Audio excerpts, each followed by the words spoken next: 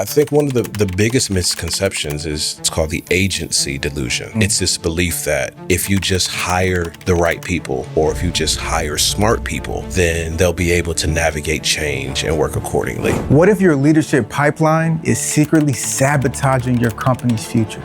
Today, I'm sitting down with Pierre Quinn to expose the hidden gaps in leadership. Pierre Quinn has spent 15 years helping Fortune 500 companies build leadership pipelines that actually work. And today, he's exposing the uncomfortable truths most leaders ignore. If I bring the right team together, if I bring the right mix of behavior, personality, and experience, stick them all in a room, they should be able to work it out, which is not the case. Yeah. I have a friend who's in cybersecurity. And just recently, they blew up their team. Yeah. Instead of investing in the people they already had, they decided we're just going to find the right people and hope that they'll just figure it out. It always takes more time and money to bring in people from the outside. But what if the real reason teams fail is something nobody wants to admit? Have you given yourself space to grieve who you thought you should have been by now? What differences are you seeing when it comes to the leadership of different generations? Now, this is controversial. Between boomers and the current youngest generation in the workforce. Boomers and Gen Z are both. Welcome to your Content Day Stories, the Business Leader Podcast. Joining us today is Pierre Quinn. Pierre Quinn is the founder of the Cardell Group. Pierre's mission is to help leaders like you create lasting impact by developing confident, resilient, and productive leadership teams. Welcome, Pierre. Thank you. All right, so we're diving into the uncomfortable truths about leadership development. Yeah. What it takes to build a pipeline of leaders today. You have a lot of experience, obviously, helping, these different organizations build their leadership teams. What is the biggest misconceptions leaders have about developing their teams? There's research from Dr. Elsbeth Johnson. She talks about the 4 delusions of leadership, and I'll only bring up one of them. And one of those delusions is what's called the agency delusion. It's this belief that if you just hire the right people or if you just hire smart people, then they'll be able to navigate change and work accordingly. And I think one of the biggest misconceptions is that we can be hands-off. If I do well in the interview process, if I bring the right team together, if I bring the right mix of behavior, personality, and experience, stick them all in a room, they should be able to work it out, which is not the case. Yeah, absolutely. Not the case. If we want to really develop a team that, especially as we're recording this, the crazy times that we live in globally, if we want to have teams that are able to not just survive these shifts in the world, but actually thrive, then we got to be intentional. And it's messy, and it's time consuming, and it's emotionally taxing, and you can't do it hands off as a leader. If you're loving this podcast, here's the secret. Pierre signed up for Your Content Day. He flew in, we filmed this high quality podcast and turned it into 90 days of content for him. Want your own podcast like this? Book a free strategy call with me, linked in the description below. I was thinking about I have a friend who's in cybersecurity, and just recently they blew up their team and they downsized about 3 or 4 people who they felt were just competent. Yeah. Instead of investing in the people they already had, training them to be who they wanted them to be, they decided we're just going to find the right people and hope that they'll just figure it out. Well, one of the toughest things about that is it always takes more time and money to bring in people from the outside. Right. It always takes more time, more money, more effort to bring in people from the outside. But a lot of organizations see it as a quick fix because of the investment piece that you were talking about. I don't want to take the time to maybe bring a person up to speed or to build on competencies where they may be weak. So I'll go out there. I'll go on a Indeed, but I'm old, right? Subjectively. I'll go on a career builder from back in the day, right? I'll look at the resumes of people who I think hit all the sweet spots. And if I could just get those on my team, if I give them the right package, then it should all work itself out. But in many cases, that doesn't work. One, because you're inviting new people into an organizational culture that they have no familiarity. And it doesn't matter if your team is 3 or if it's 30, Each group has its own unique culture. So you may be competent as an individual. However, you don't know the language. You don't know the nuances. You don't know our organizational story. So that's going to create gaps in you getting up to speed and being able to do the job effectively, because there's a fair amount of storytelling and connection that you have to understand in order for you to fit and for us to actually build a synergy that we think you can create just by walking to the door. I've never heard somebody talk about storytelling when thinking about starting a new job and fitting into the culture. And you're right. Every company does have a story. And I think what's interesting is that a lot of companies don't know their own story. I can't tell you how many times I've done an interview and I ask, what's the culture, or and they're like, they don't really have anything meaningful to share, purposeful to share. Yeah. Do you think that it is more cost effective to train individuals to be leaders or just to hire leaders? I think it depends, as we're framing out this definition of leadership. Right? It's it's million, billion books. If we think of leadership as function versus behavior. Okay. There's a book I read a couple years ago by Rick Miller. It's called Be Chief. And it's this idea that you should create a culture where everyone in your organization thinks like a C-suite leader or believes that their work has C-suite impact. Okay. So the person who's in charge of custodial services for your building needs to see themselves as a chief, as a person whose actions and behaviors have significant impact on the organization as a whole. Okay. So they're not just mopping floors and cleaning windows and taking out the trash. How they show up and interact and do their job has widespread organizational impact. And that causes a shift in thinking. I think in terms of development of people to serve a function in an organization, there are two things to consider. One, I think organizations should recruit at certain times strategic talent from the outside, because that brings a fresh perspective and a different set of ideas. I was just reading an article before we started our conversation about Spirit Airlines. Spirit Airlines just hired a new CEO. He's the former CFO of Sun Country Airlines. So you think, why would I bring in somebody from the outside? Don't we have a leadership pipeline internally? In many cases, organizations do. However, there is a nuance and perspective that in many cases, depending on the organizational transition, is needed from the outside. You need somebody who isn't so attached to the organizational story that they can bring about the change. Okay. So strategically, that should happen. More often, though, organizations should have a robust, and I know the word robust is subjective, but there should be a pipeline of how we develop talent on the inside. There's a business cartoon that I often reference. It's two executive level guys. They're standing, one's drinking coffee. They're just looking out in the distance. And one says, what if we train all of our people really well and they leave us? The other person responds, what if we don't train them well and they stay? So you think about the impact. If I'm not putting the time, energy, and effort into my people, I'm actually being counterintuitive to my organization. And yeah, good people will leave. And part of the reason why they leave is because if your programs are strong, there's not going to be enough spaces for them. There's not going to be enough spaces for the talent you develop. And that's really what you want. You want to create this incubator where if people don't find spots in your organization, you've trained them up so well that they're a valuable asset wherever they go. Let's just level set. What do you think leadership is? Or define leadership for us? And I know that's a loaded question. I know there's a lot of people with different definitions, but what is your definition of leadership? So I wrote about this maybe, 5 or 6 years ago. And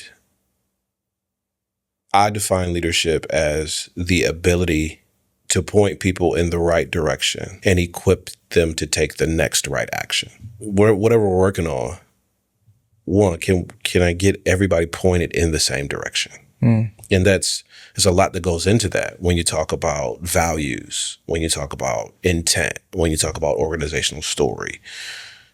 Can we all get pointed in the same direction? Now, why we point in this direction is different, from IT versus from marketing.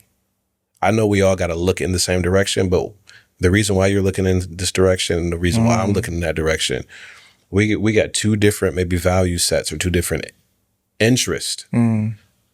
But how, from crafting the organizational vision, can we put that together so that we're looking in the right direction? Now, looking in the right direction in terms of inspiration and motivation, storytelling, and creating a compelling position for why we do what we do is one thing. The other part, though, is taking the next right action. Because I'm sure you've been a part of teams or projects where, man, we're aligned on vision, what we're supposed to do, but no one's making a decision. There's no progress. We're not moving. So leadership, and that's how we judge leadership, for whatever leaders watching this conversation now, recognize that in many cases you are judged in retrospect. We always look back. When we play the tape, we look back and we're checking to see what happened as a result of you being around. So it's sometimes hard to gauge in the moment. But a crucial part of that is, did you move us? Did you move the organization? Did we see change? What was better as a result of your tenure as a CEO, as a manager, as a shift supervisor? What changed as a result of you being here? What do we feel after you leave? And then also, who have you impacted so that once you're gone from the organization for whatever reason, there's still that spark that people continue to carry. So what's the number one thing you help leaders fix that they don't realize is broken?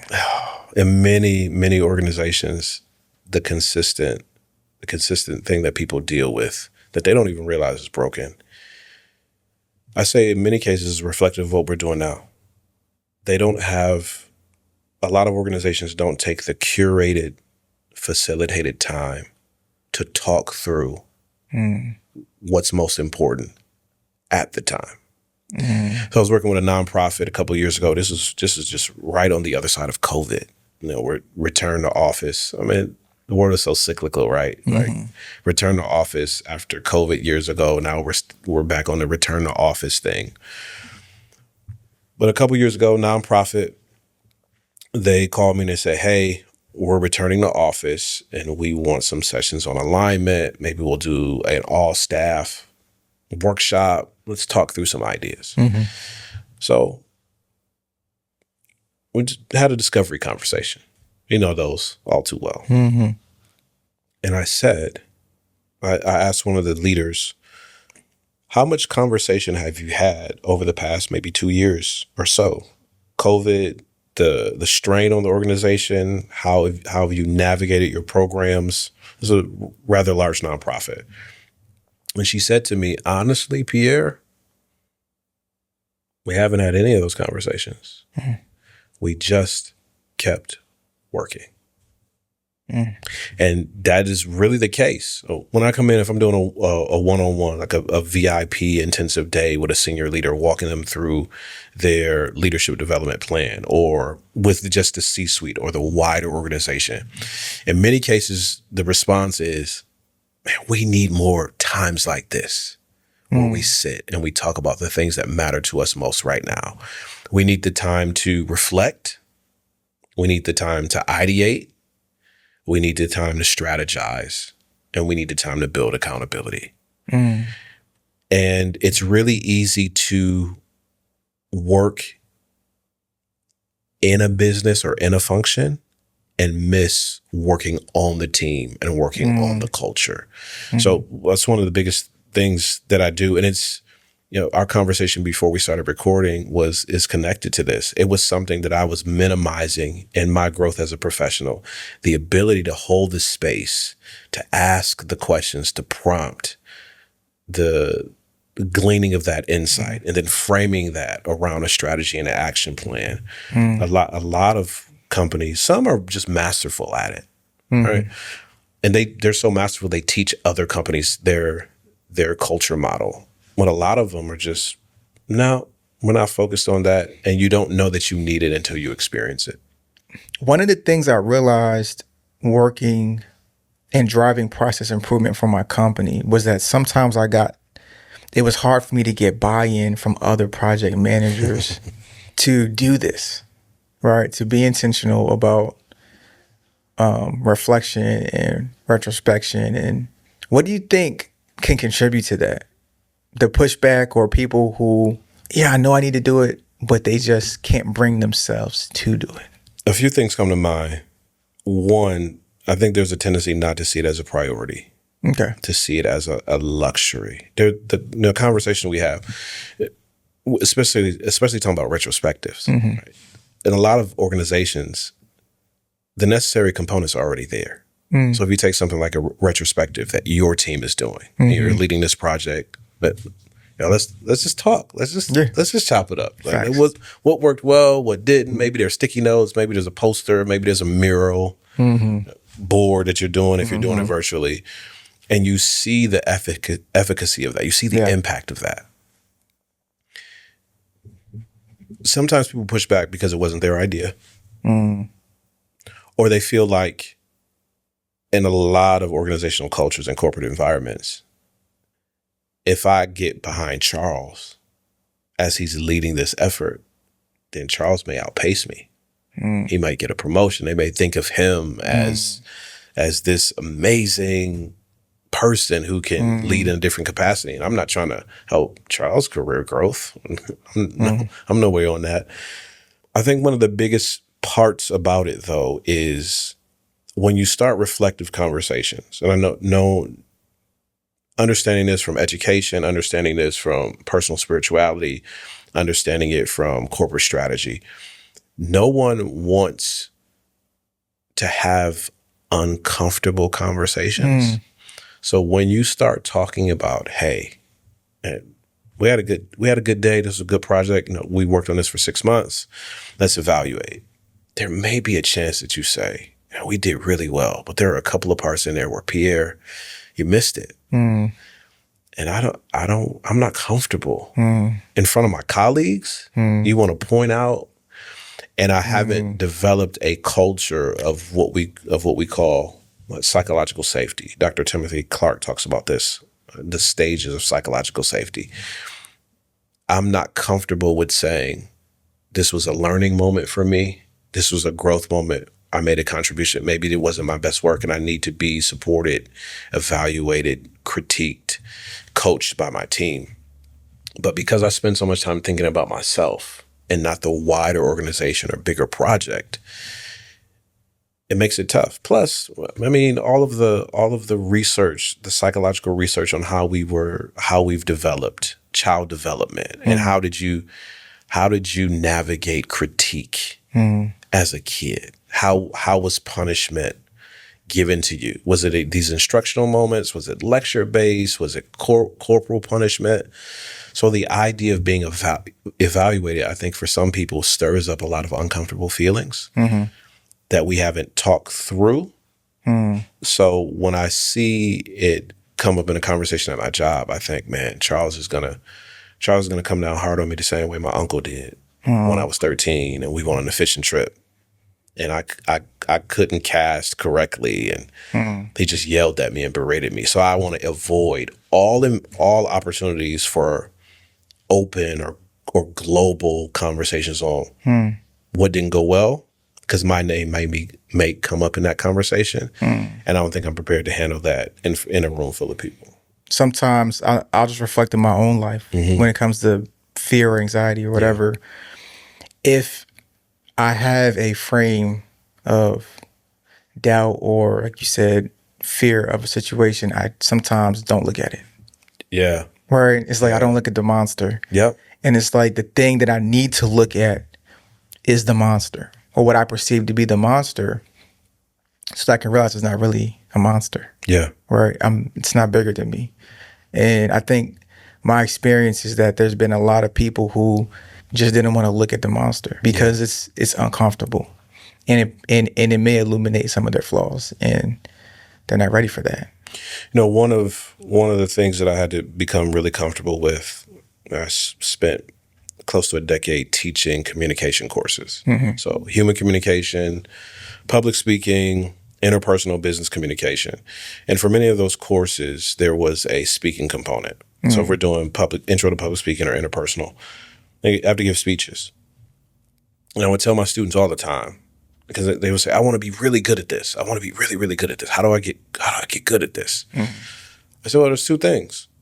Number one, you got practice. Two, and it's going to be more uncomfortable than the practice. In many cases, it's more uncomfortable than giving the actual presentation. I said, you got to watch the tape. Yeah, man. And that's the part. The part. Going back, when we do reflection conversations, we're going back and watching the tape. Yeah. We're saying, let's evaluate, right? We got the data here. We got data, then we have anecdotal evidence of how things went. Let's have a conversation about what we see. And I think that's one of the biggest things, especially in times of transition and discomfort and frustration, the biggest opportunity that a leader has that we miss, that their teams need from them. We need the leader to say what we already see. Everybody's talking about it. It's on everybody's radar. It's coming up in our Slack channel, or we're DM each other. Especially when things aren't going well, we need the leader to say the thing out loud that we already see, that's already a challenge, and to acknowledge what's on the tape. And as a leader, if you're not going back and watching the tape, we pull that sports analogy all the time. The best athletes go back and watch their performance, make the corrections. We're missing an opportunity for significant growth. And we know we don't grow. We hardly grow. We don't grow at all from the things that we do well. Yeah. It's those parts where that could be a little better.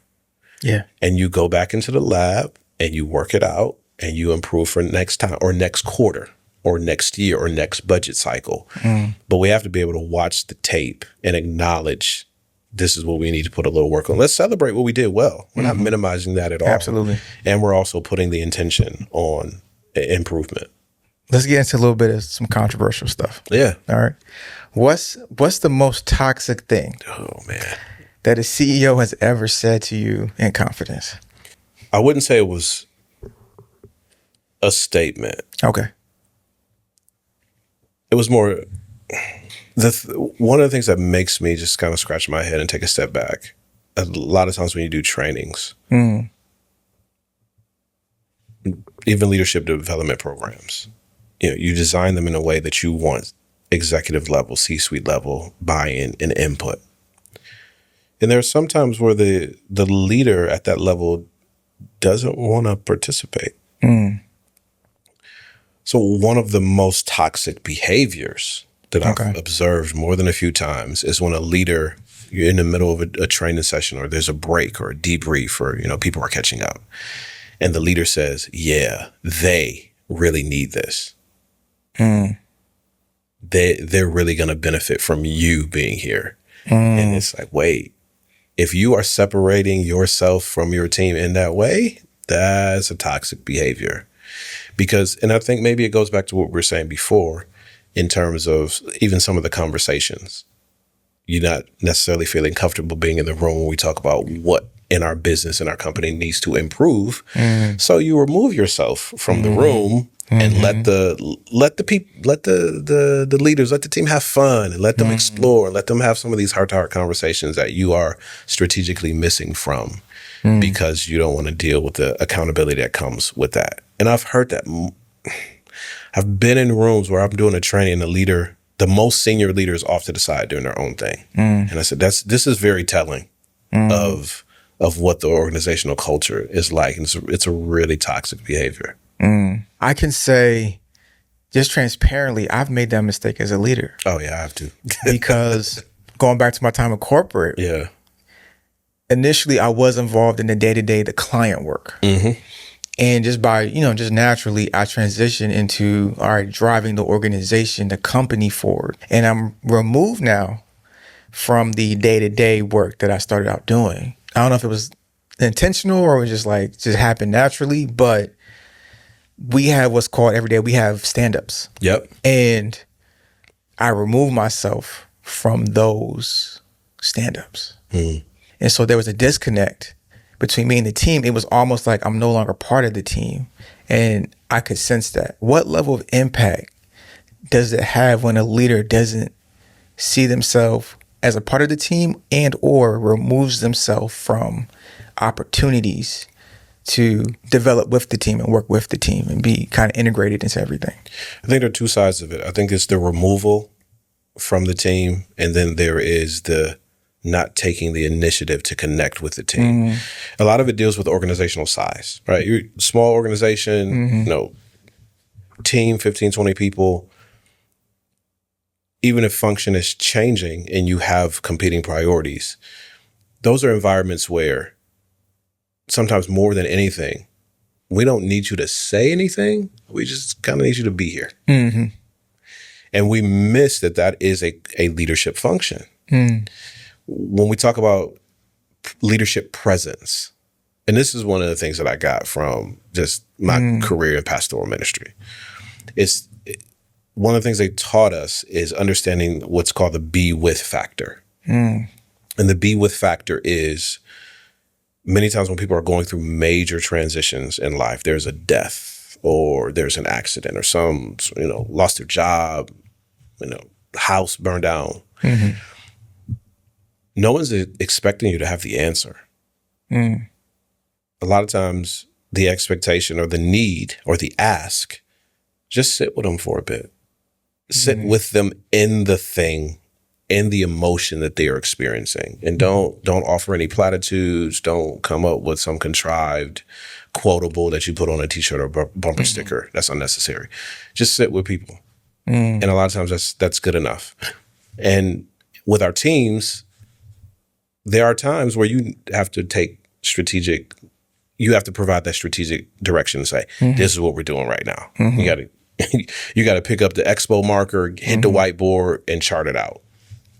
And I think there are significant times when I just want the confidence of knowing my leader is in the room. And if I have a question, I can go to them and say, Charles, are we good? Or is this working? And if not, I know that they're interested in enough at what's happening at my level to be present with us in the opportunities that they can. And I think as organizations grow, we tend to minimize the impact of those actions. And so the team is fine. They can do their thing without me. They don't even need me. And they do need you in that way. I think on the opposite side is not, even if you don't come from or you haven't built a culture of that, not taking that opportunity. The best, there's a reason why. Let's pick some like Starbucks, right? Some random. There's a reason why new CEO of Starbucks, when he first took the helm of the organization, what was one of the first things he did? He went to stores, hung out with the people. He probably made coffee, probably put on an apron, worked the line a couple times, because he wants to demonstrate that, one, he cares about the people at that level, because we all know it's the individual stores that make the money. It's not right. Nobody up top really makes the money. It's the individual store operators and baristas that actually make the money. So he wants to know that it demonstrated he's concerned about the people at that level, and that he cares enough to spend time with them doing their work. Now, he can't do that every day. He's not. He's not. 300 days a year in a local Starbucks making coffee. But he probably does it enough times, 1, to stay relevant, 2, to keep the line of communication open, 3, to demonstrate what's happening at this level is important. So you have to ask yourself, where are the times in your organization that, okay, you probably want to sit with the customer service team for a couple hours and take calls. Take those annoying calls when the product don't work and people upset, maybe cussing you out. They don't know you CEO of the company or a senior manager, but you sat in the trenches with your team for a couple hours. And they're like, oh, okay, Charles. Yeah, Charles, He's cool. He with us. Yeah. He understands. And I might not be able to do that all the time, but every so often, the impact of you being around at our level has a greater impact than any email that you can write, any video that you can make, or any other maybe corporate collateral that you can dream up, because you're willing to connect with people at different levels of the organization. And as leaders, many times we can nudge our calendar in a way to make some of those things happen. Sometimes we don't lean into it for the same things we were talking about maybe for the last 10 or 15 minutes. Yeah. If I get close to that level, they're going to tell me some stuff they don't like. Yeah. Some stuff they don't like about me. and am I grounded enough to be able to navigate those conversations? I definitely minimize the importance of my presence. Yeah. And reflecting back on it, I do notice that at times that I was present, there was a difference. Like even if it's, I hopped on a call with a client and I'm not saying nothing, but just the fact that I'm there, I just noticed the difference. And it's different from you hopping on a call. The culture thing is so important. It's different from you hopping on a call and them feeling, oh, Charles is here. Yeah. Right? Yeah. Versus, oh, Charles is here. Charles is here. Yeah. And it demonstrates that you had that type of, you were creating that environment where people valued.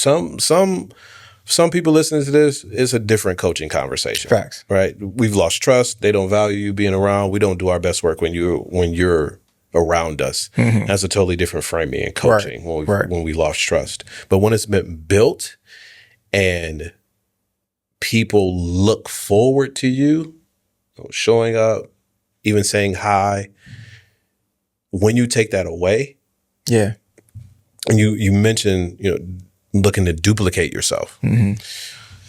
So one of the analogies that I use when I'm talking to leaders is like dinner, right? You're having dinner with your family, and my kids, my two girls, they're teenagers. They love to eat off my plate. They had their own plate of food, but they would pick up the fork. I got one of those too. Right? Yeah. Boom. Right. But there are some things that you just can't touch. You have my food we can eat, but there's no way that we're gonna sit down and eat and you take everything off my plate. That's not gonna work. So there's something, in order for me to really value the meal and the experience, there are some things that I have to keep. That's some things I have to eat for myself. It's the same way with leadership and duplicating our leadership. Sometimes we try to divest ourselves of everything in the duplication model. And there's some things that are on our plate as a leader, it's on your plate because you like it. Now, if you like it and you're the best at it, or there's no development opportunity for someone else, it's a key function that only you can do, keep that on your plate. But if you like it and somebody else on your team is good at it, you should probably let them have it. And when you're figuring out what needs to be on your plate, there are some things that you can never pass off to someone. There's some things you can never let people grab the fork and eat that for you. And in many cases, it's you being around and say, hey, good to see you today. Hey, noticed your work last week. Those little pieces of acknowledgement, those little pieces of connection always have to stay on a leader's plate. You gotta be there. Yeah, that's good, man. So, I left corporate to do my own thing. Yeah. There's a lot of mid-level leaders quitting in droves today. What do you think is the biggest reason for that? Mid-level leadership has it the worst, man. They have it the absolute worst because you're sandwiched. You're dealing with the vision and intent of those above you, along with the concerns and frustrations of those beneath you. Yeah. And I would argue more so, probably in the last 5 or 6 years, more so than maybe any other time in organizational culture, we've asked the middle manager to do more with less. That's a fact. So we will fire the senior director, we'll fire the senior manager for whatever cost saving, restructuring. And then we'll just cascade that work down to the rest of the team. And these people are saying, wait, hold up, wait. So, okay, I understand I'm not going to get more money. I got it. But I'm not getting more money, and you're not acknowledging the work that I'm doing. You're not giving me resources. You're not including me in on decisions. And you're giving me more responsibility. And you're giving me more responsibility on top of that. Explain to me, help me understand how this is for my benefit. Help me wrap my mind around it. And especially if you're in a larger organization that has gone through a significant restructuring, now your middle management is thinking, I'm an expendable resource. So why should I wait for you to fire me or lay me off or offer me a compensation package? I'm gonna just do my own thing. I would rather deal with the stress and anxiety and uncertainty of my own than the stress, anxiety, uncertainty of this environment, which is not doing a good job of taking care of me at all. What differences are you seeing when it comes to the leadership of different generations? Right, because we got baby boomers who's still working. We got Gen X, millennials, and then we got Gen Z in the workforce. And from my experiencing, leading different generations requires different things. And you know, with millennials and Gen Z, they pack up and move in a heartbeat. You just breathe wrong and I'm out. Right. So what differences are you seeing leading different generations, and what advice would you give on how to navigate different generations? Intergenerational environments. Well, part of it is we're dealing with trends and buzzworthy terminology. There's always been intergenerational work dynamics. Now, we haven't had this many generations in the workforce at one time. But the intergenerational dynamics have always been there. And there's some realities that people don't want to embrace. So depending on who's doing the study, right? I'm the grandfather of the millennials. I was born in 81, so whoever's doing the study, right? Sometimes I'm the oldest millennial, sometimes I'm, whatever. When you start to take a step back, or maybe a 35,000 foot view, 35,000 feet view, you start to see similarities. And one of the biggest similarities is between boomers. Now, this is controversial. Between boomers and the current youngest generation in the workforce. Gen Z. Boomers and Gen Z are both selfish. Just for different value sets, but they mirror each other very well. Boomers want what they want, and boomers are like, listen, depending on the industry, but for the most part, the boomers are like, listen, you come to work, I'm gonna need a shirt, I'm gonna need a tie, I'm gonna need yes sir, no ma'am. We don't call people by their first name. You need to put a title and a hat. You need to be work on time. You need to, regardless of what happens, you do what your boss says. And if you can't work in that environment, I don't want you in my company. I don't want you on my team, because for me, this is the most important. You need to show up this way. And if you don't show up this way, there's something wrong with you. There's something wrong with companies, something wrong with America, all of the things. When you look at Z, and also when we look at boomers, we say boomers are the ones that, spent the majority of America's wealth. Right. You get facts. Right. On their own desires. When we look at Z in many cases is concerned about their own, not necessarily like expending wealth, not necessarily creating a rigid work environment around their values.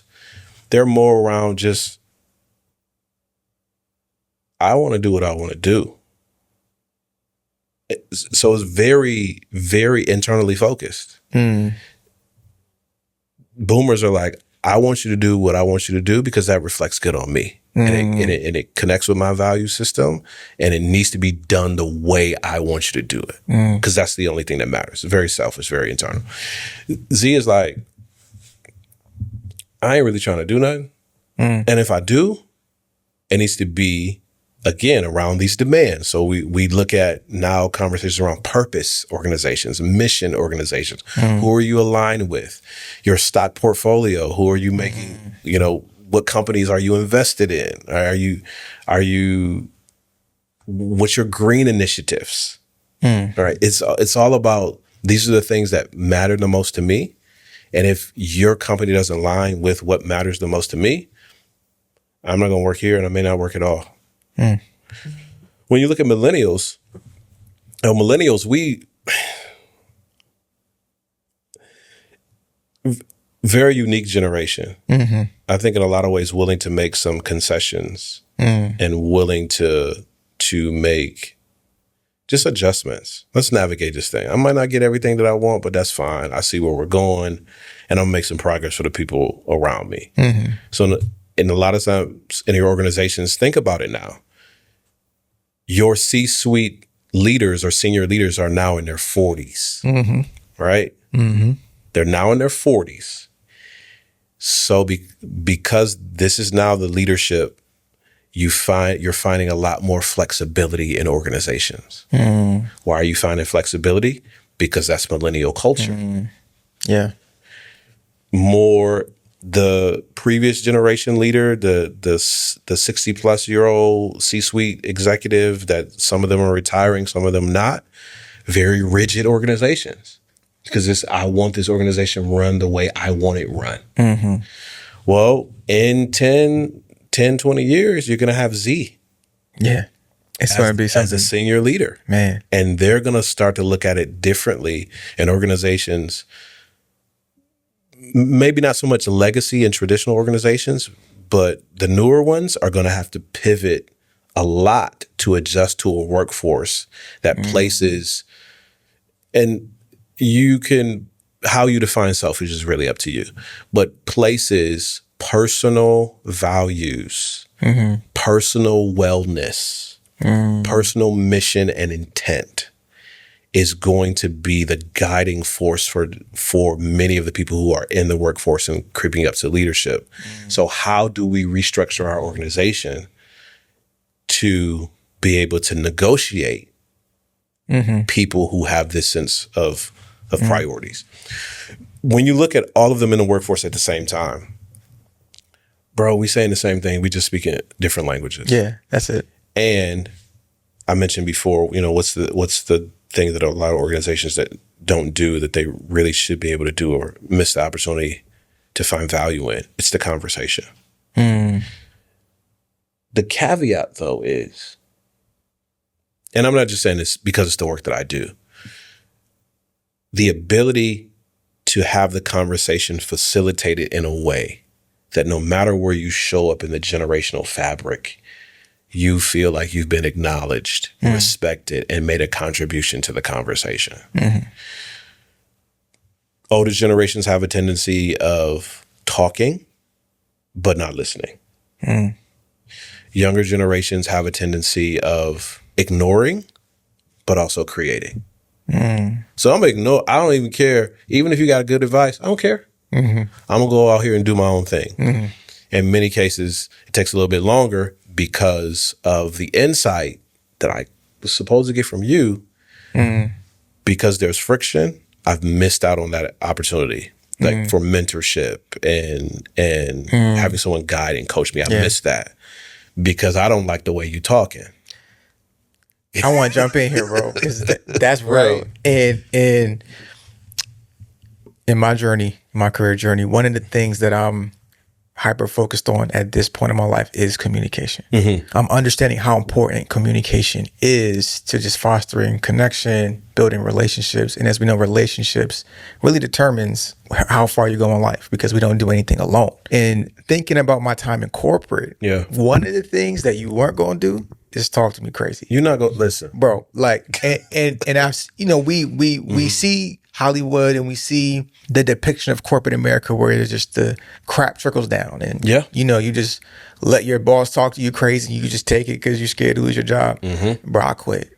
If you talk to me crazy, that's just not me, right? And I think that might be a difference. I'm a millennial as well. Yeah. As a leader, what are some tips? What is the strategy to communicate with different personalities, different generations, different people to get the best out of them and to still build connection? Man, that example, it's such a millennial response, man. Like one thing you're not gonna do is talk to me. Is talk to me crazy. So the difference when you look at boomer generation, people talk crazy. That's just the boss. It's just how they talk. And eventually, I'm gonna start talking crazy too as part of that generation because that's just how we talk. Millennials are just like, no, we're gonna rearrange some furniture. Yeah. Right. We're gonna get with you. Right. Younger generation is like, oh no, if I even sense. Right. I'm done. I'm going. I'm gone. We know. I'm not gonna try to get back. I'm not gonna, not gonna try to confront you. I'm done. When you look at, there are broad sweeping things that we can do in terms of communication plans, right? There's a lot of theories out there. Right. One of the simplest things to do though, it's really a values conversation. I want to know why you're here. Yeah, I know you need a job. I know we got to eat and live indoors. All of us do. Why are you here? Why? What's important to you? What does this job fulfill for you as a sense of maybe personal identity, maybe in the fabric of your family? I need to understand your motivations. Motivations are so important because in most cases, I see your behavior. I see what you do. I don't understand why you do it. And there's this idea of cognitive dissonance. Really, the simple way of considering it is dissonance is the space between what we know and what we don't know. And it's more so the discomfort that comes from being in the space between what we know and what we don't know. And what do we naturally do as humans when we see something but we don't know the reasoning behind it? We make up a story. Yeah. We make up a reason. I see you acting a certain way. I see you, you wear a hat, you wear sneakers. Oh, Charles is trying to be cool. What? No, I don't know that. Okay, you wear a hat because you're bald and you don't want the sun on your head. You wear sneakers because maybe you need your feet comfortable. So I'm making up this story and I'm attaching it as the reason for your behavior. We do that. It's not just a generational dynamic because if you put all people of the same generational cohort together, they're going to start to do the same thing. We're going to make up stories around people's behavior. So it's one is I need to know motivations, value, why you're here. Two, I need to understand style. Stylistically, what are the differences? And there's a ton of assessments and whatever. Pick any one off the internet. Right? There's a Disney princess assessment on Facebook, right? But I need to develop a shared language around how people are showing up. I am naturally high on extroversion. Okay. Naturally. Because of my job function and the work that I do, a lot of consulting, a lot of coaching, a lot of speaking, I moderate down to introversion to save energy. I have to. I love people. Like you could fill this room up. We could do a live recording of our conversation. We could fill it up with people and I'll go. We can hang out all day. But to preserve my ability to consistently do what I do, I have to withdraw. Well, when people see me withdraw, one of the teams that I work with, is everything okay? Did something go wrong? Do you not like us? What happened? And I explained to them, this is what's happening. I'm recharging my battery because I know I'm going to need to be on 100 tomorrow. That's got to happen. So now, because we've had that conversation, at the end of a day, maybe there's a dinner, or maybe there's some social event with a client, and they see me maybe withdraw from the conversation. Oh, is everything okay? Yeah, he's just recharging for tomorrow. Yeah. But we've had the conversation. So we've minimized the assumptions. And one of the best strategies is to, okay, let's sit down, let's grab the sticky note, let's sit around the table, let's walk through, even if you don't have names or animals or colors to describe your behavioral preference, let's talk through. How do you like to give information? How do you like to receive information? What are some of the things that rubs you the wrong way? What are some of the things that we can do if we want to capture your attention? What are some of the things that we can do to capture your attention? You want the text message? You want the DM? You want the phone call? You want the email? And just lay it out. No judgment. You know, we listen and we don't judge. Right. No judgment. Put it on the table. Yeah. And now I have an action plan that I can build. Okay. Charles said if we're close to a deadline, the best way to bring something to his attention is to send him a text message. I totally forgot about that. And I sent you an email. And now I'm upset because we're 2 weeks out and you didn't answer my email. But let's go back to our notes. We're 2 weeks from a deadline. What's his preferred way of getting connected? He needs a text message. Oh, okay. That way it's not personal. Yeah. It's clear. And one of the things that we miss in a lot of our relationships, not just work and corporate, but in a lot of our relationships, man, we don't define expectations. We miss that part of the communication. Let's define the expectations. Pierre, you the biggest extrovert on our team. Cool.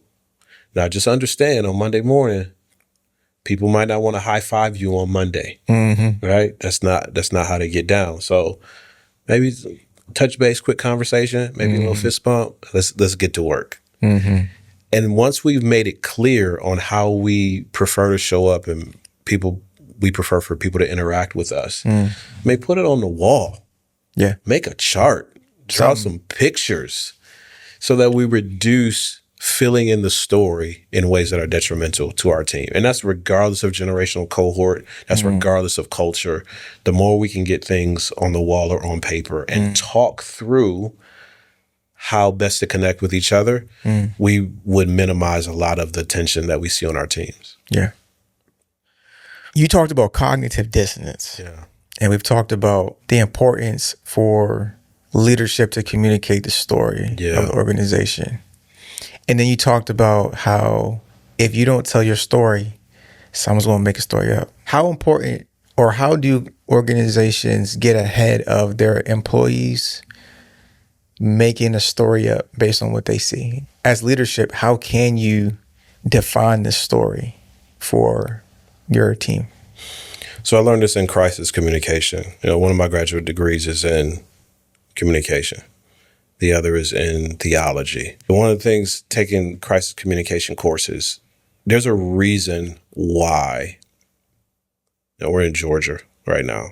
Something happened, God forbid, but if something happened where we are, there's a reason why law enforcement is going to have a press conference. And the reason why they're having the press conference is because they want the community to have alignment around what happened. They want the community to carry the story that they framed. So you maybe have assumptions, maybe you have a couple theories, maybe you know somebody who saw something. That's all fine and good. Here's the official story. And here's the language around how to explain what happened. So, you see people making videos on social media if something happens in a city, and they always reference, but the official story is. We need to create the official story moments in our organizational culture. So not just about the origin of the company, but also around why certain decisions are being made. And there needs to be story delivery around what's happening in the here and now. Take, for instance, restructuring. Restructuring is such a corporate word. Oh my goodness. We laying people off, man. People getting fired. Like, let's just call it what it is. What's the story behind that? My only reference point should not be a news article on LinkedIn that the company is downsizing 5,000 jobs. It's one thing for the people who are there. It's another thing altogether for the people who are still in the organization. What's the narrative here that I have to go on? How am I understanding how this impacts my role and the other connections and relationships I have within the company? So we miss it when things don't go well or we make major decisions. We miss the opportunity to frame out the official story. But we also, more so to what you were alluding to with the question, we miss it when people first join the organization. Yeah. We don't give them the story. There's a reason. You're a movie guy, all right? There's a reason why with a lot of movies, in the beginning, they give you those 2 or 3 sentences. Here's the context. Here's what's happening. So when you introduce me to the main character, okay, I know how to frame him or her because you gave me their story. You've set it in context for me. Culture is something that is experienced, but it also needs to be interpreted.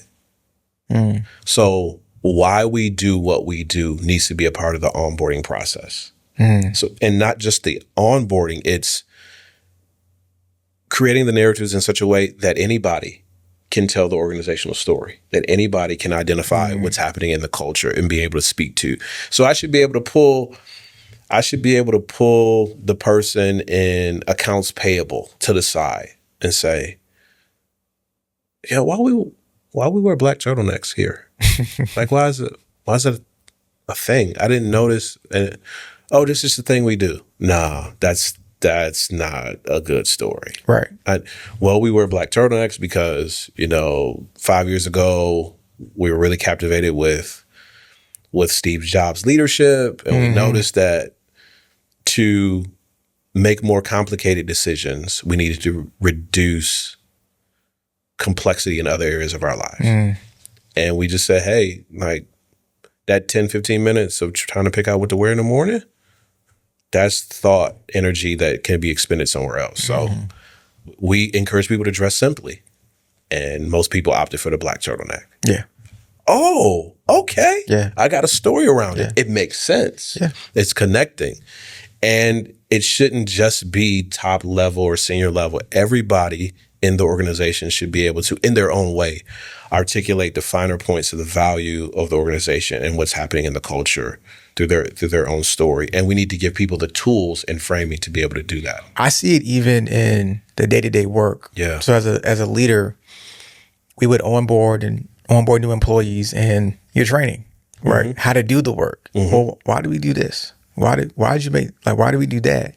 And there's always a story. Hey, we're developing this release and this happened and this is how we adjusted. And when I tell the story that way, oh, okay. It makes sense. It makes sense, right? But if I was like, we just do it this way. It's like, well, there might be a better way to do it. One of the reasons why I love that is as you're telling the story, right? That something happened. This is what we came up to, right? This is a problem. This is our reaction to the problem. Here's our solution.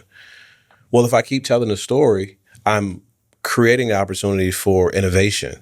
Yeah. Because now I'm asking, okay, those were the conditions that created this response. Are those even the same conditions? How has our organizational narrative shifted?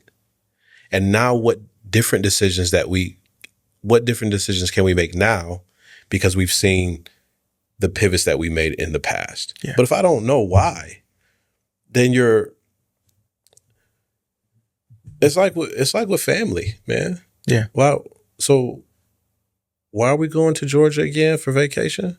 It's just something we do every year. Yeah. No, we go to Georgia every year for vacation because your grandfather was from Georgia. And, he moved to New York in the 70s. And at least once a year, he talked about the importance of just walking the places where he grew up. So we go to Georgia once a year in honor of your grandfather and connected to our roots, and it's part of our tradition. Yeah. Cool. All right. We get older, we have a family, things change. Maybe we don't go to Georgia, but we go somewhere different every year. Mm-hmm.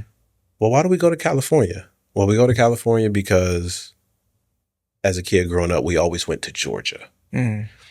And I'm not really connected to Georgia like that, but I am connected to going places consistently with my family. So we pick California. Oh, okay. That makes sense. Yeah. Versus, no, it's just something we do. Yeah. Yeah. I think when people think of storytelling, it overwhelms them, right? And storytelling can be just really simple. Yeah. Right. I think we look at the best cases of storytelling and think we have to emulate that. But storytelling can be super simple. And I think that a lot of times we tell stories and we don't realize it's storytelling. Yeah. So can you simplify storytelling for leaders? I think the industry that has mastered this in many ways is comedians. Oh, for sure. All right. And I've referenced this earlier in our conversation. One of the easiest ways to tell a story is to simply say what you see.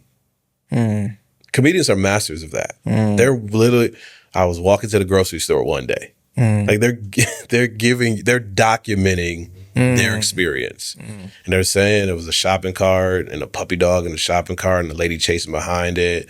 And she caught the shopping cart before it crashed into a car, but she fell down on the way. And people are laughing because the comedian is just telling us what she saw.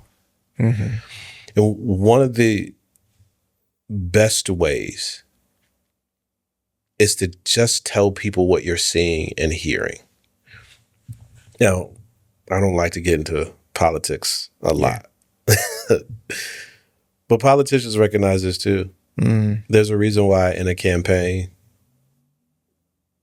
a politician will say, I went to a diner in Idaho and I met Charles.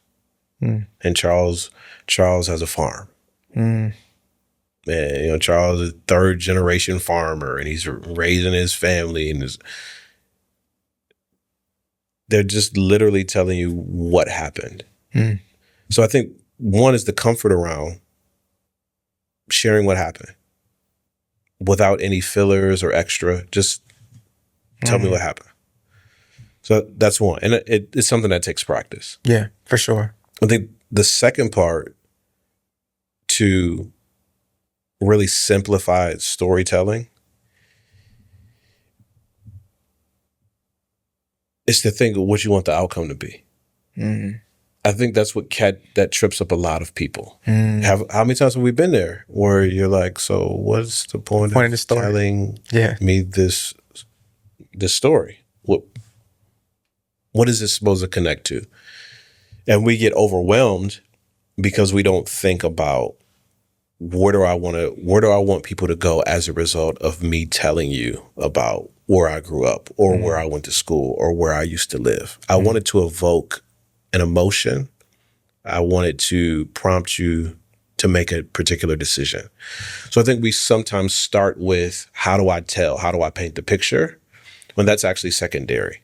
Primarily is what do I want people to feel, to think about, feel, or be prepared to do on the other side of whatever I'm about to say.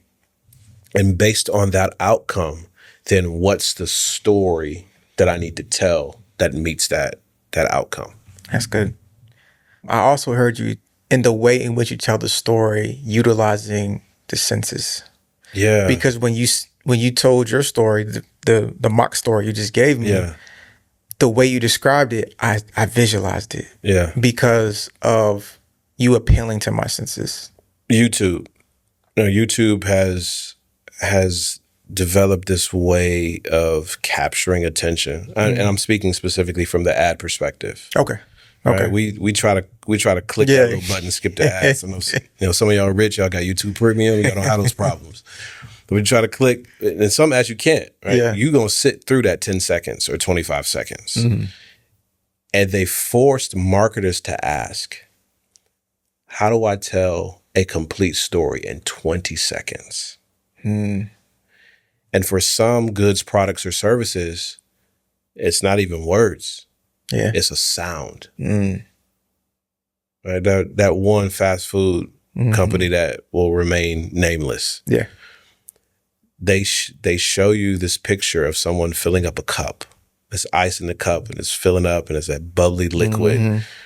And from that visual, you hear the sound of I'm from the Midwest, so we call it pop. You hear the sound of that pop or that soda filling up in that cup, and then you remember what it smells like. And then you remember what it tastes like. Yep. And they do that in 10, 15, 20 seconds. I think one of the things that we forget, and another reason why storytelling is so important, is because once you attach, and Matthew Loon in his book, Best Story Wins, talks about this. Once you attach story to data, we retain the data for an extended period of time. Right. That data sticks with us for a long time. Yeah. So when you're calling people to make decisions, you got to connect it to a narrative that's going to be compelling. And a lot of ways to do that is around capturing the senses of people. What do they smell? What do they see? What do they feel? What can they touch? What do they hear? And that creates the longest resonance. It's like story gives us a place to put stuff. Yeah. Right. A place to put stuff we wouldn't normally care about. I mean, I mentioned Steve Jobs earlier, right? Yeah, I remember one of the videos that I watch consistently is the iPod, the introduction of the iPod. And as he's introducing this iPod, it's going to revolutionize music. He says, it's like 1,000 songs in your pocket. Yeah.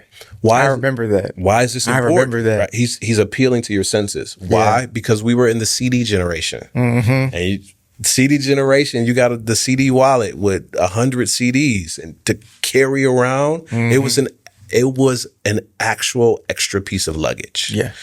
So when he said there's 1,000 songs in your pocket, you automatically started thinking about, you felt it's going to be easier to carry visually. It's not as awkward. All of these things were coming into play, the frequency or the easy access to the music, the listening time. With just that one sentence, that one phrase, 1,000 songs in your pocket, and he just let your senses run away with that picture. Yeah. All right. I want to transition a little bit. Yeah. Tell me about a time a client came to you ready to quit leadership. How'd you turn them around? Most of my clients don't come to me saying they're ready to quit. Okay. But they usually come at a pivotal point where they say that they don't know if they can go on. And it's not, I want to quit my job. It's just, I'm facing something that seems so insurmountable. I don't see a way out of it. Okay. And that happens for a lot of people. But people in senior roles, a lot of times, man, senior leadership, executive leadership, C-suite leadership is very lonely. Yeah. And what people need in those moments, they need a space where they can say what they need to say and it won't be held against them. So I remember talking with a particular leader about his challenge. And he said, my team, I can't say this to my team, and I can't say it at home. Right? I can't say it to the board. I said, man, just say what you need to say. Say what you need to say right now. Like, we're not recording this conversation. It doesn't go past here. Just say what you need to say. And he spent maybe about 15, 20 minutes just going on a rant about all the things that were bothering him at this particular moment. And when it was done, he was like, I'm good now. Because we miss, part of it is in maintaining your ability to be an impactful leader is not missing the opportunities to take care of yourself. So however you choose to do it, some people work out, some people it's therapists, some people bungee jump, whatever the taking care of yourself looks like. No matter what avenue you're pursuing, a fundamental part of it is saying the things out loud that you're wrestling with on the inside. And the more leaders can get to that point, and from a coach standpoint, it takes rapport and relationship building, but helping people get to the point where they can say the frustrated things that are inside of them out loud without recourse. And a lot of people don't feel like they have that avenue. So one of the things that I really focus on is creating the environment. And like we were talking about before, and I will minimize, like, all I'm doing is just sitting here listening to people. Or all I'm doing is asking a question. Well, there's something around knowing what question to ask. And then the ability to listen to someone without interjecting my values or philosophy on them. And then when they ask, maybe giving them a nudge or advice. That is a set of skills and tools that people pay well to be able to experience. Yeah. So that's one of the things I just focus on. Like, we could talk strategy. You want to pull up the data. We can talk the numbers. We could talk organizational design. And there are places for that. But fundamentally, many of my clients, and I think this is true for a lot of more senior leaders, when they have those pivotal moments where they feel like, I don't want to do this anymore, a lot of times they just need a few minutes to talk through, to hit that pressure release valve, to come back to reality a bit after they emote, and then get back on track. And I think we missed the value of that in some of our strategic conversations. So, I mean, I can imagine that you're not doing this just for the money, right? This is something that you're passionate about. Yeah. This is something you've been doing it for 15 years. So I can imagine that you've had some instances where you're coaching and you're teaching leadership where you've gotten emotional. Oh, yeah. Right? When's the last time a leadership development session made you emotional, and what happened? Last time? How much time we got, man? You know, it happens more often than not. And I realize the area of leadership that I emphasize most is self-awareness and introspection. My whole framing is around lead from the inside out. So we got to go in and then we turn out. It's not always an easy conversation. So much of content in my coaching frameworks are around just internal processing and reflection. And there was a recent experience. I was working with court clerks in Texas. Okay. I'm doing training for them. I did a 4-city tour in Texas. It's about 200 court clerks at every tour stop. And for this population, there's always a lot of technical training. There's not always something maybe reflective or inspirational or motivational. So I was doing some talks around that, around leading yourself. And I finished this session, and I'm telling personal stories in here. So stories of things that happened to me in my childhood and my family and all of that. And, you know, some of those stories they're tough to tell even decades later. But I finish, and we're packing up because my session is the last one of the entire conference at all 4 tour stops. And this lady walks up to me, and you could tell she had been crying. And she said, "You helped a lot of people today. You just don't know it."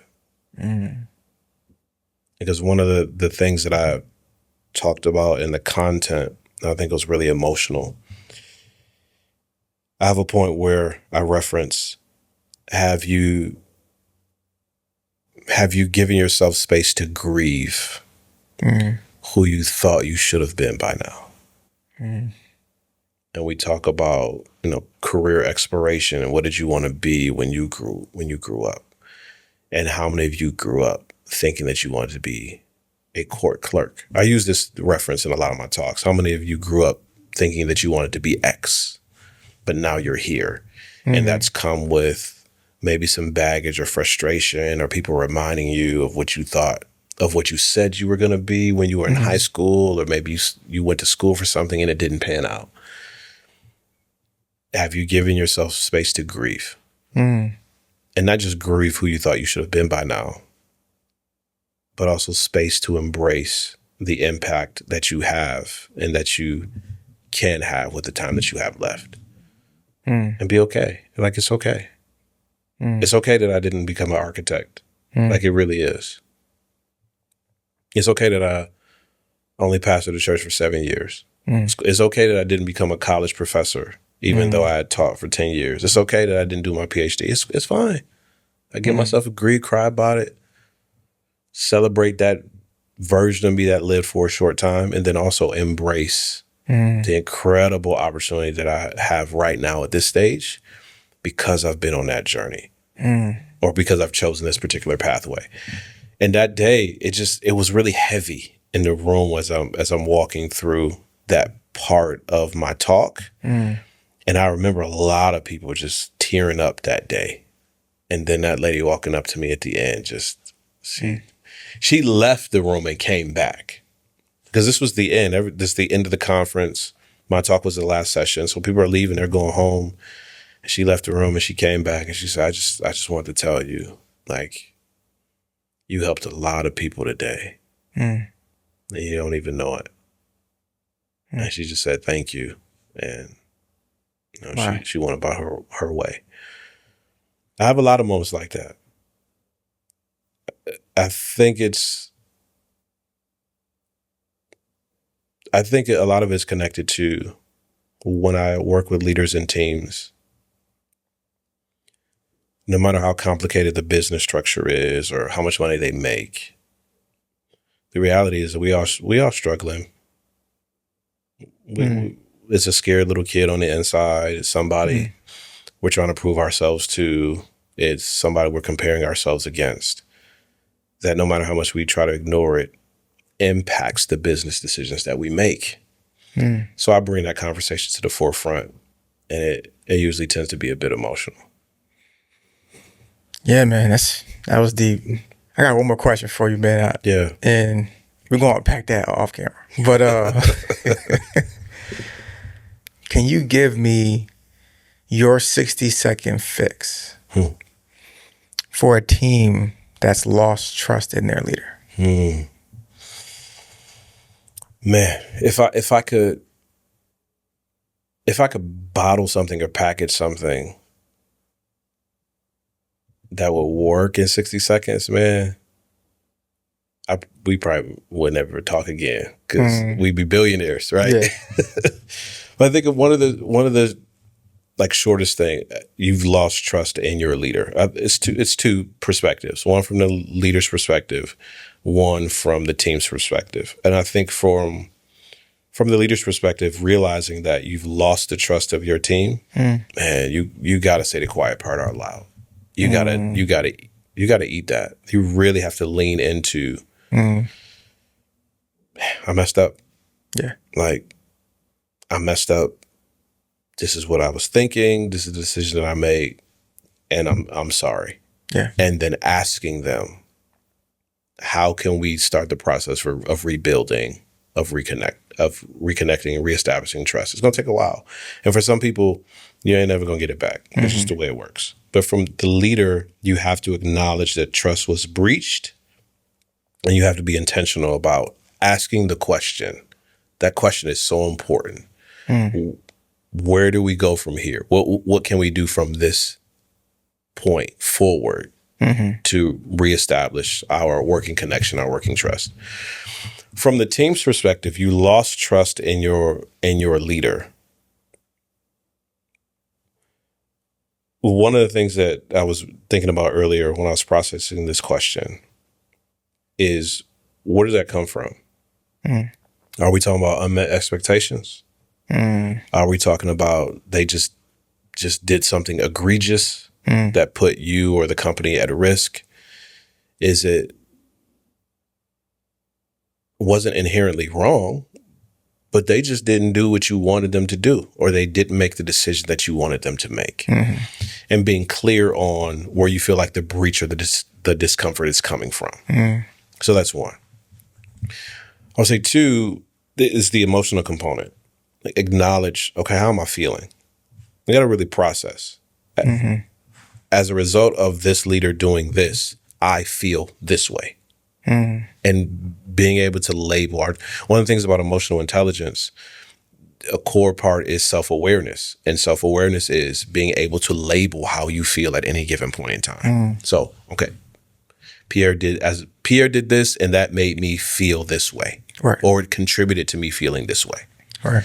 So that 3 is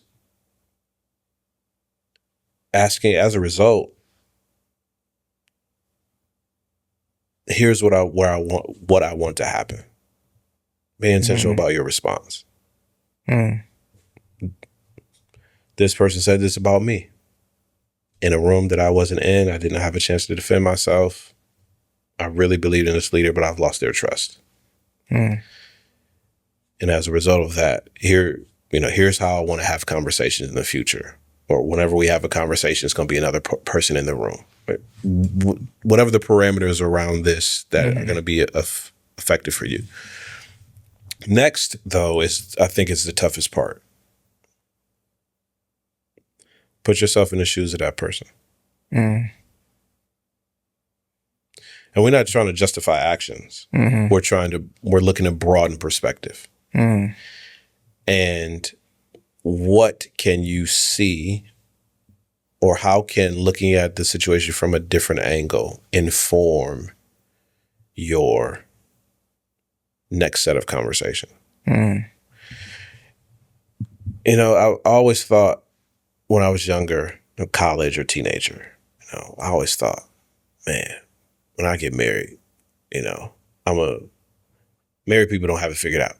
When I get married, or when I go to college, college students are just, as a high school student, college students are just slow. When I go to college, I'm going to do it differently. When I become a professional, I'm going to do it. When I start my own business, then you get there and you're like, oh boy, I had no clue. Yeah. So I'm looking at the actions of these people without context, right? Without story. And now I'm assuming that I'm going to do it better. I'm assuming that I would have made a different decision. And sometimes that's the case, but sometimes it might not be the case. So by putting yourself in the person's shoes, you really want to broaden your perspective on how this could have happened, really with the intent of, how do I work in a way so that it doesn't happen in the future? Yeah. Right. Maybe I got to leave the organization. Maybe I need to be clear about my conversation with my boss. How I need perspective sharing. Yeah. And I think the final thing is, man, uncomfortable conversation. And I mentioned it last. A lot of times we want a knee-jerk reaction. Oh, Charles, I heard you said something about me. And maybe that's the millennial in me. I need to talk to you. Yeah. Yeah. Because it's one thing, right? You're not going to say something slick to me. And it's just swept under the rug. Right? Yeah. Just in some ways, it's like, if I heard you say something slick about me, that might be even a little worse. Yeah.